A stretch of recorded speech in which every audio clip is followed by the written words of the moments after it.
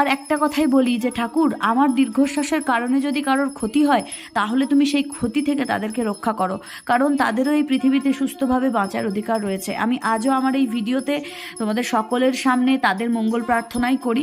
তবে সেদিনকার সেই ঘটনাতে অবশ্যই আমি কষ্ট পেয়েছিলাম। তো তোমরা যদি অনেকে মনে করো যে খারাপ কর্ম করে যাচ্ছি, সেই কর্মের ফল আমাদেরকে পেতে হবে না বা ভোগ করতে হবে না, এটা বড্ড ভুল ধারণা।